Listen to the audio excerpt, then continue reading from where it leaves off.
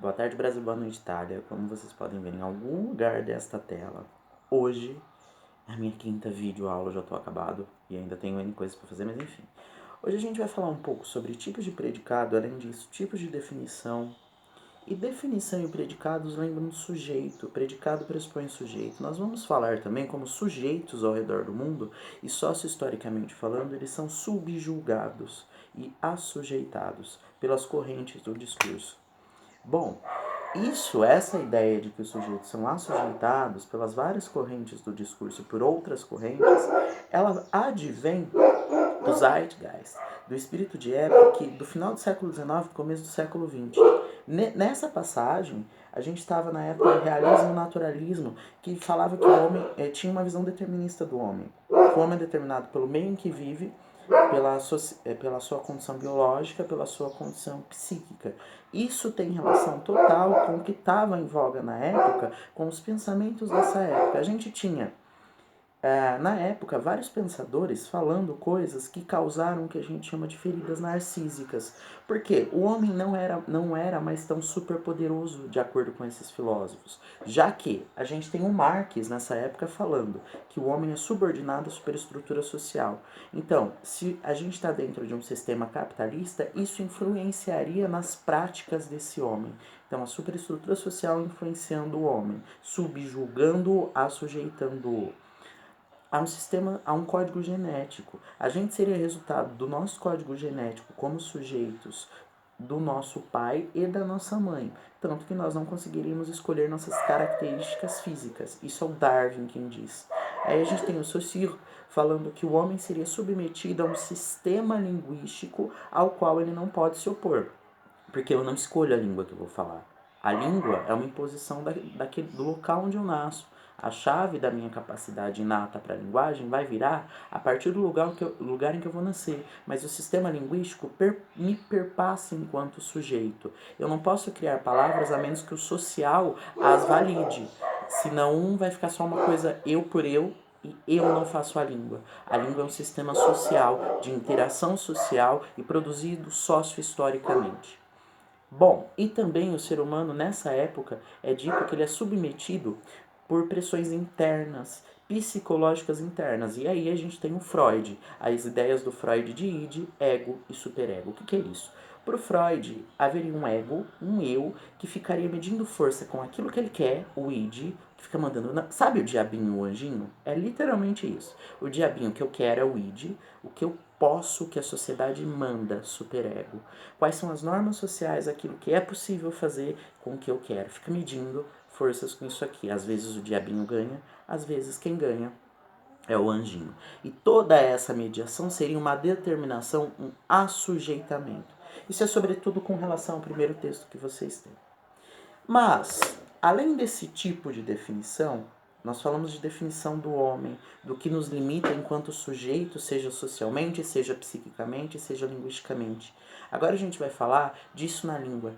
Quando nós fazemos uma definição de um conceito, primeiro de tudo que a gente tem que ter em mente, eu vou passar que o mundo, ele não é em caixinhas, gavetas que não se relacionam. O mundo não é isso, as classes de palavras não são assim, o mundo não é assim, até porque se a gente pega, e eu já falei isso para vocês, coloca aqui, mamíferos, aves, répteis, anfíbios e assim vai, como classes gavetas que não se relacionam, um elemento pode ou estar aqui ou estar aqui. E essa alternância é exclusiva. Se ele está aqui, significa literalmente que ele não está aqui.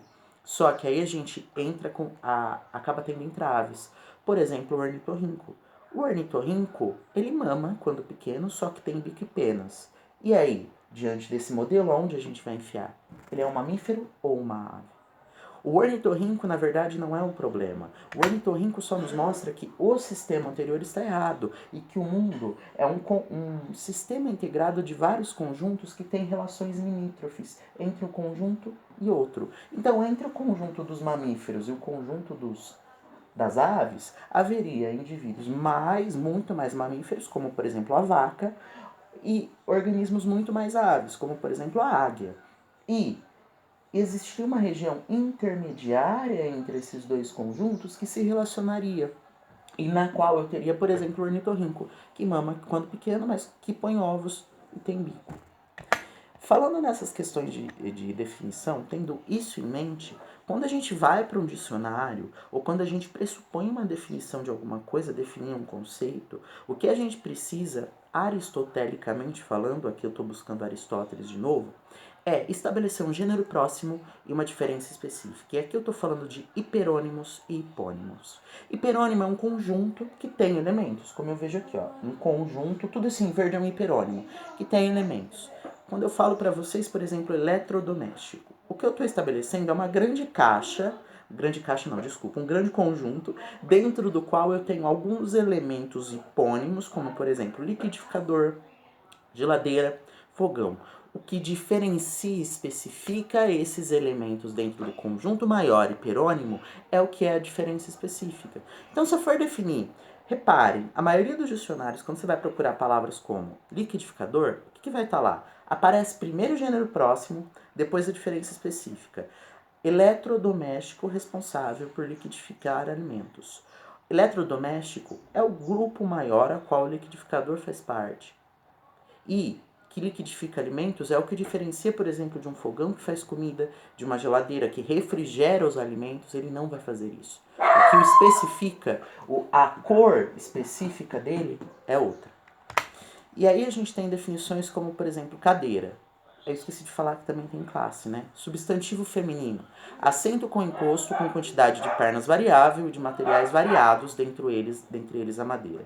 Quando eu falo assento, entre o conjunto dos assentos que tem puffs, que tem sofá também é um assento móvel para sentar. Só que puff não tem encosto.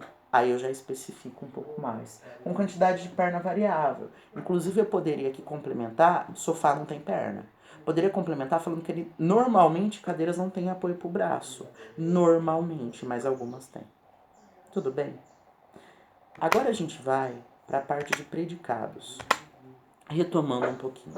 Predicado é o que é dito acerca de algo. Numa oração, primeiro, como eu acho predicado? Acha o verbo. Achou o verbo, o que responder o verbo é o sujeito. O resto é o predicado. O resto é o que é dito acerca desse sujeito, que está sujeitado, como a gente falou no começo da aula. Vamos ver então. Ó. Eu quero um cachorro. Cadê o verbo? Quero. Quem quer um cachorro? Cuidado com o que vocês vão perguntar. Nunca perguntem o que. Nunca façam a pergunta depois do verbo, porque senão vocês vão achar o objeto. Quer o que? Não, é antes. Quem quer um cachorro? Eu. O eu é o sujeito. Do eu para frente eu tenho aquilo que é predicado em relação a esse eu. A querência em relação ao cachorro. Portanto, aqui eu tenho o sujeito, aqui o predicado. Aqui embaixo, ela estava doente. Quem estava doente? Ela. Sujeito ela, do verbo para frente, o predicado. Só que tipos de predicado? Nós temos 3 tipos de predicado no português. Predicado verbal, predicado nominal e predicado verbo nominal. O verbal tem como núcleo, palavra mais importante, um verbo. É o caso de verbos nocionais, que não são verbo de estado. Por exemplo, eu quero um cachorro. Esse verbo dá uma noção de alguma coisa, dá a noção de uma querência. Não é simplesmente a ligação entre o sujeito e o estado. Portanto, a palavra mais importante desse predicado é o verbo quero. Tanto que numa árvore, ele ficaria em cima. Mas, em orações com verbos de ligação, e eu disse isso para vocês quando eu estava ensinando árvore, que o mais importante de uma oração era o verbo e ele ficava em cima, exceto quando eu tinha verbos de ligação. Porque apesar de eu representar o verbo em cima na árvore, o mais importante nisso aqui é a palavra doente. É ela estar doente. Na verdade, o verbo estar aqui nada mais vai fazer do que simplesmente ligar a esse sujeito a esse estado. O que é mais importante aqui é o estado, é a característica que aparece no predicado, e não o verbo, porque o verbo só está ligando. Esse verbo aqui não está simplesmente ligando o sujeito com o objeto. Ele está dando uma noção para essa oração. Qual é a noção de querência? Aqui eu não tenho noção nenhuma. Aqui eu tenho simplesmente uma ideia de tempo que foi enfiada nesse estar doente. Quando essa pessoa estava doente? No passado. Esses verbos ser, estar, ficar, permanecer, eles só dão a ideia de tempo, eles são porta-tempos que servem para ligar sujeitos com predicados, com características no predicado, que a gente chama de predicativo.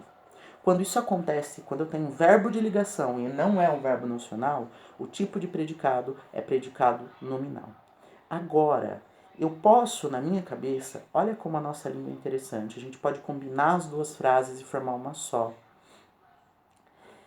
Se eu falar, eu posso falar para vocês que eu cheguei cedo. Ok.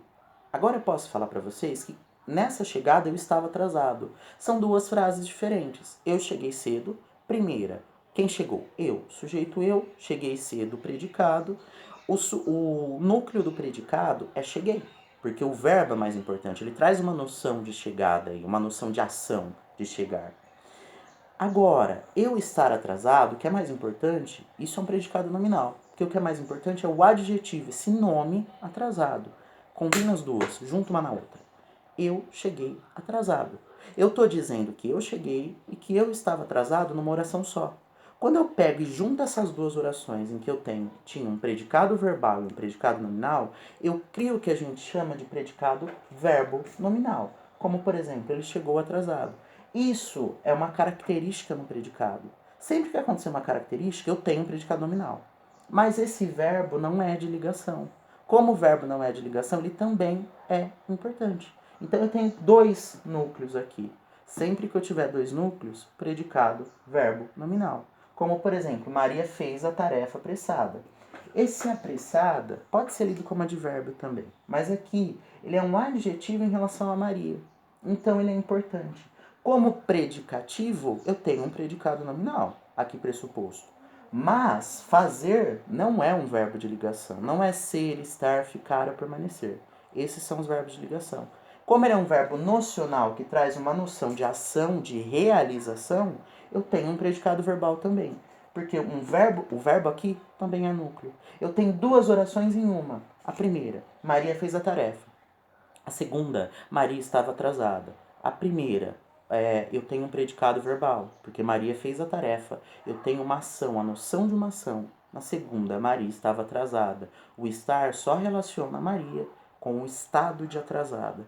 Quando eu junto as duas, Maria fez a tarefa atrasada, eu tenho uma união dos dois predicados, no que a gente chama de predicado verbo nominal. Bom, era isso a aula de hoje. Eu espero que não tenha ficado nenhuma dúvida. Embora eu também seja um sujeito assujeitado por vários dizeres e por várias amarras, sejam elas sociais, psíquicas ou de N outras medidas, eu espero que não tenha ficado nenhuma dúvida para vocês. Um beijo, um abraço, um aperto de mão.